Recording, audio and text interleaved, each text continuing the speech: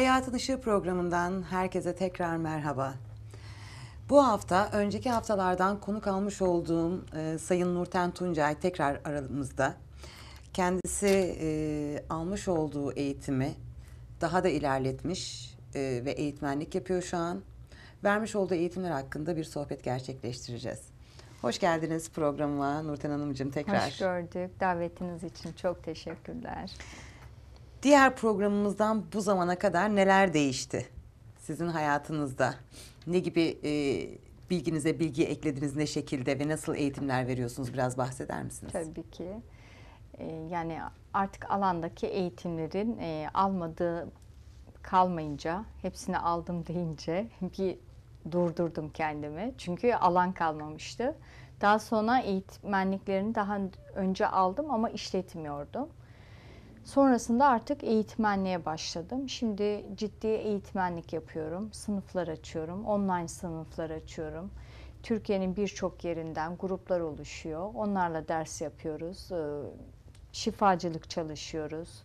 Bir tarafı koçluk, bir tarafı bilinçaltı sembol dili olarak tanımlıyoruz ve güzel yol alıyoruz. Bakıyorum ki hani sisteme dahil olan kişi küçük küçük adımlarla çalışmaya başlayıp hocam böyle de oldu, Nurten Hanım böyle de oldu, İnanmıyorum gerçekten oluyormuş, biz sizden seans aldığımızda hani bu ilmin işiymiş. Tabii ki ilmin işi, yoksa siz ben hepimiz biriz, hepimiz aynıyız.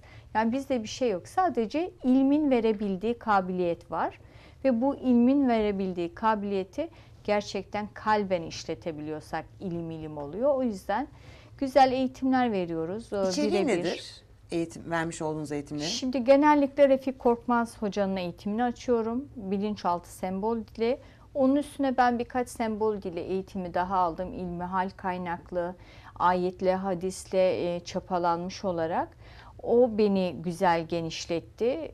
Şimdi yani sistemde Refik hocamın, hep der Refik hocam, yani sistemde ne koyabiliyorsunuz bir artıdır. Hani bunu yapın, bir çocuk saflığıyla yapın, bir çocuk heyecanıyla yapın.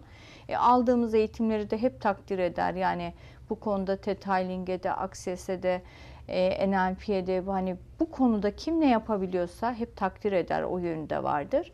Onları da dahil ediyorum. Yani birebirini vermiyorum ama sistemde o an ne akıyorsa, karşıdaki öğrenciler neyi götürebilecekse, elimde ne mevcutsa hani onların bir şey yapabilmesi için elimden gelen desteği veriyorum. Her gelene de enerjiyi açmamaya da gayret ediyorum. Öyle de bir yol seçtim. Bu benim seçimim. Neye göre peki tercih yapıyorsunuz? Biraz kalbi frekansıma soruyorum. İçselleştiriyorum. Çünkü der ki, ilme layık olmayan kişiye verilen ilim bir canavarın boynuna takılmış bir yakut gibidir. Yani o canavar ne o yakuttan anlar, ne de o yakut bir işe yarar. Yani boşa gitmiştir ilim ve zarar verebilir. Çünkü bu bir canavar. Yani kişiye canavar demiyoruz ama ilmi de herkese hani verebilir miyim konusunda. Çünkü sonuçta sorumlu oluyorsun. O sebepten biraz seçerek, böyle onlar bizi seçiyor, biz onları seçiyoruz. Uzlaşırsak devam ediyoruz eğitimlere. Ne kadar sürüyor peki bu eğitimlerin süresi ne kadar? Online eğitimi 2 günde açıyorum. Yani 2 gün yarım günden açıyorum. Eğer birinci modül tam gün, ikinci modül tam gün ve öyle ki birinci modül ve ikinci modül almış olan herkes eğitmen sınıfına girip kendileri de sınıf açıp eğitim verebiliyorlar. Bu yönde de çok güzel bir iş oldu bu Refik Hoca'nın son getirdiği sistemle. Ve şimdi o sistemle de gayet güzel işler yapıyoruz. Peki bu yani vermiş olduğunuz eğitimin bir ismi olmalı. Çünkü bu enerji dediğimiz olay birçok branş diyeyim, branşı kaplıyor. Evet. İşte NLP, Theta Healing, onların içini vermiyorum gibi ben. gibi. Geldiği Sizin anda. vermiş olduğunuz şu an Refik sembollerle, Hoca. Evet. bilinçaltı sembollerle çalışma tekniklerini mi öğretiyorsunuz? Evet, yani Refik Hoca'nın sistemini öğretiyorum. Lakin tabii Refik Hoca'nın sistemi bende bütün diğer aldıklarımla biraz hal değiştiği için bendekini hocamın hani birebirine hep der hocam, ne katıyorsanız Hani sistemi bozmadan onları da katarak, yani şöyle söyleyeyim, sistemde ben diyorum ki şimdi sizin diyelim kolunuzda bir ağrı var. Gerçekten enerjiyle çalıştığınızda duygusal bir blokaj var burada. Bu blokajı Refik hocamın sistemi çok güzel kaldırıyor. Ve buradan bu gönüllüyse, karşı taraf siz gönüllüyseniz çalışarak rahatlıkla oradan o duygusal frekansı boşalttığınızda enerji olarak gidebiliyor. Lakin bu sizin kolunuzu ağrıtmış olmak için sistemde bir hata yaptınız, bir yanlış yaptınız. Siz o sebepten bu ağrıyı da duyuyorsunuz. Şimdi izleyenlere birazcık açıklarsak Açalım. konuyu, yaşamış olduğumuz olayların bizim organlarımızda bir karşılığı var, Var. bir dili var. Yani Evet. o organ esasında Konuşuyor. ağrıyla, evet, kendini belli ederek bize bir sinyal veriyor. Evet. Ve bunların da ağrıyan bölgeye göre çeşitli anlamları var sanırım. Tabii ki. Bunu bilinçaltına inerek mi kişinin çözümlüyorsunuz? Evet. Yoksa bu standart mıdır? İşte kol ağrırsa şu sebepten, kalp ağrırsa bu sebepten gibi midir? Şimdi ben diğer bir aldığım eğitimde bir tane sembol gelen bilinçaltında sembolle çalışır. Yani ben size derim ki sizin kolunuzun ağrısı bir hayvan olsa derim, ya da bir nesne olsa derim, ya da bir ağaç olsa derim. Bu 7007 tane bunun açılımı vardır. O anki filmde sizinkisi nedir? Ve bunu hani şimdi şunu çok duyuyorum ben. Bazen danışanlarımdan duyuyorum. Nurten Hanım şu videoyu dinledim. Eşime şunu sordum ya da arkadaşıma bunu yaptım. Şöyle söyledi, bunu söyledi. Şimdi ne oldu? Siz orada oyun oynar gibi o frekansı açığa bırakamazsınız. Bu neye benzer biliyor musunuz? Sizin pırlanta dolu bir kasanız var. Açtınız, sokağa bıraktınız. Siz onu tutabilir misiniz artık? Koruyabilir misiniz? Tabii. Belki de çok zararlı bir radyoaktif bir malzemeyi açtınız ve bıraktınız. Bu sizi sarar yani. O yüzden bu bilinçaltı gerçekten hani bu kadar basit bir alan değil. Hani böyle konuşur gibi, hani bir iki videodan dinledikleriyle yol alma gibi değil. Bunu işte içeri eğitimde çok gerçekten üstüne basa basa anlatıyorum. Bilinçaltında ne yaptığımıza, ne çalıştığımıza, ne söylediğimize, ne konuştuğumuza orada çok dikkat ediyor olduğumuz bir alan. En başta da bunu öğretiyorum eğitimlerde. Ben şuna inanıyorum. Benzeş konularda ben de sizinle bir takım eğitimler aldığım için, yani sizin gibi daha doğrusu, bir yerden bir eğitim almak için gidiyorsanız sizde o potansiyel var. Bravo. O kapı açıldıysa. O kapı açılmış ve siz bir şekilde oraya doğru yönlendiriliyorsunuz. Ama zaman içerisinde egolar devreye girdiği zaman sistem şaşıyor. Hem de nasıl. Ve o yüzden belki de şu an çok fazla gündemde işte bu enerji olayları, işte bilinçaltı temizliği gibi olaylar. Ama bu işi iyi yapan da var, Evet. yapamayan da var. Bunun sebebi de sanırım insanlardaki o egonun devreye girerek o temiz alanı kirletmelerinden kaynaklandığını düşünüyorum. Ya bir de hani böyle bazıları iş kolu gibi de görebiliyor. Hani şimdi iki enerji yapısı var, hep söylerim. Bir tanesi ilim, bir tanesi para. Bu siz parayı kafaya koyduğunuzda para önden gider, siz arkadan ve bir türlü kavuşamazsınız. İlme kafanızı koyduğunuzda, çünkü Allah-u Alem şöyle der. Ben rızkı herkese verdim. Lakin ilmi dileyene verdim. Şimdi rızık, sen parayı kafaya taktın da o hep önden gitti. Ama sen ilme kafayı taktın, bunu da ne de çok biliyorlar. Bak sistemde bütün eğitimleri aldım demek için alıyorsam, işte bu bende kibir yapmış zaten. Ben geçen bir iki programda da itiraf ettim. Bir kibre girmişim. Onunla yüzleşmem bayağı beni bir böyle şey yaptı. Hırpaladı diyorsunuz. Ay, hem de nasıl. Kibre girmişim. Allah'ım sana sığınırım. Ama çok şükür ki nefes alıyorken o kibrimi fark ettim. O kibrimle şimdi yüz yüzeyim. Onu nasıl aşağı çekebilirim? Aşağı çekmek de değil, yani nasıl dengeye getirebilirim? Esasında hayatımızda yaşamış olduğumuz her olayda farkına vardığımız zaman değişimi başlatıyoruz. Bravo. Farkına Hani var. önemli olan farkına varmak. Sizin de bunun farkına varmış olmanız bir kere gerçekten çok iyi bir şey. Elhamdülillah. Ben Çünkü, de sevindim. evet, Üzüldüm ama farkına sevindim. varmadan bu şekilde devam eden Ya birçok maalesef enerji uzmanı var. ben onlara değil ama kendime çok üzülürdüm. Onlara da üzülüyorum. Yine de diyorum ki bir yerden fark edelim, işte aynalara bu yüzden çok ihtiyacımız var. Gerçekten yani ayna görevi görecek arkadaşlara, dostlara, ahbaplara, hani biz gibi çalışanlara gerçekten ihtiyaç var. O aynalara hepimizin ihtiyacı var. Neyi neden yaşadığımızı bilmek karşımızdaki bize neyi gösteriyor, değil mi olay? Değil mi? Peki bu herkesin bir enerji alanı var. Var.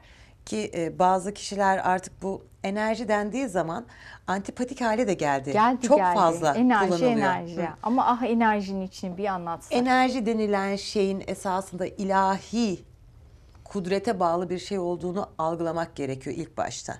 Çünkü dua da bir enerji. Evet. Hepimizin bir alanı var ve bu alandaki enerjimizi bir kullanma şeklimiz var. Bilinçli, bilinçsiz. Evet. Bu enerjiyi nasıl kapatıyoruz, açıyoruz ya da kirletiyoruz? Biraz açar mısınız? Açalım. Şimdi kişi diyor zalimliği kendi üretir. Duydunuz mu hiç bunu? Evet, duydum. Nasıl üretiyoruz? Ya eşimizi, ya evladımızı, ya sevdiğimizi, ya çok kıymet verdiğimizi, ya bambaşka bir yere koyduğumuzu. Yani hani Allah alem diyor ya ben. Yani hani Rabbin olarak beni bil, geri hepsi geçici. Biz ne yapıyoruz? Bir tane şeyiz biz, gezegeniz. Hemen bir tane dünya buluyoruz kendimize, başlıyoruz etrafında dönmeye. İyi de sen de bir evrensin. Senin evrenliğin nereye gitti? Kayboldu. Artık sen bir evren değilsin, uydusun. Ve sürekli etrafında döndükçe o kişi enerji çekiyor. Sizdeki enerji nerede? Siz sürekli oraya mecbursunuz, döneceksiniz ki. Çünkü zaliminizi kendiniz seçtiniz. Elinizle, dilinizle.